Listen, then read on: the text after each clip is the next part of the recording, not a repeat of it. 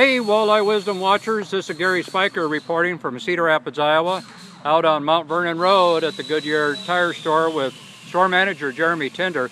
And Jeremy, we just talked a little bit about what you did to the boat, but you know what? It's fall. It doesn't seem like fall, but what about some tips for our watchers as they think about what to be doing with their vehicles getting ready for the winter months? We know it's going to get colder. Eventually it is, especially here in Iowa. Yep. You know, a couple things we want to think about every year. We talked about it a little bit last year. Have your battery checked out. You don't want to be out there on a cold day and have your battery fail on you. Cold weather can be pretty harsh on batteries just as well as warm weather can. Another thing you'll want to keep in mind is it's a good time to check that coolant, make sure that it tests properly, make sure that the fluid level is okay. You don't want to have a freeze up or an overheat. In either situation, it's not good. Cold weather is going to affect the air pressure in the tires. Yes. You're going to want to make sure that you check that air pressure. You should do it once a month at least. Every time you fill up gas, to be honest with you, you should probably check that out. It's not a bad idea. If you don't have the equipment to do it or the gas station you're at doesn't have the equipment, come in and see us. We'll get you taken care of. Most of your little shops around will.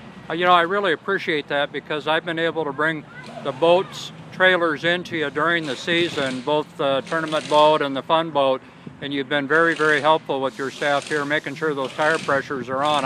I know it's got to help the wear and tear on the tires. Absolutely. Very important as far as wear and tear goes. You're going to get maximum life out of the tires if they're properly inflated. If they're underinflated, you're going to cause irregular wear as far as wearing the sides off of the tires. Same goes for the opposite side of that. If you run them overinflated, it's going to want to wear the center out of that.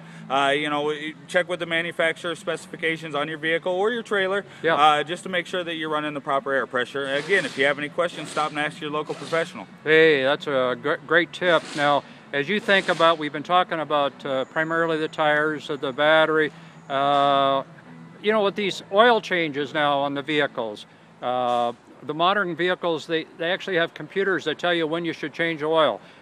Is that pretty much right on? I would stick with it. The reason being is the manufacturer that builds the vehicles, they know what their vehicle needs as far as specifications, as far as time between oil changes. Some of them are time-based, some of them are viscosity-based. It really depends on the vehicle. Again, as you say, you know, some of the newer vehicles, a lot of people are stuck in those old ways where they think they need to change the viscosity or the weight of their oil winter to summer. That's really not necessary with the newer vehicles. They'll run the same weight all year round. But as far as that light goes, stick with it. It'll treat you right. Okay. Well, some great tips, and we'll look forward to checking back with you when it gets colder. We might have a conversation about winter driving and tire thoughts there for winter. So, Jeremy, appreciate your taking the time today. We got to say go Hawkeyes and go Cyclones, right? Go Hawks, go Cyclones. Thanks, Jeremy. Thanks a lot.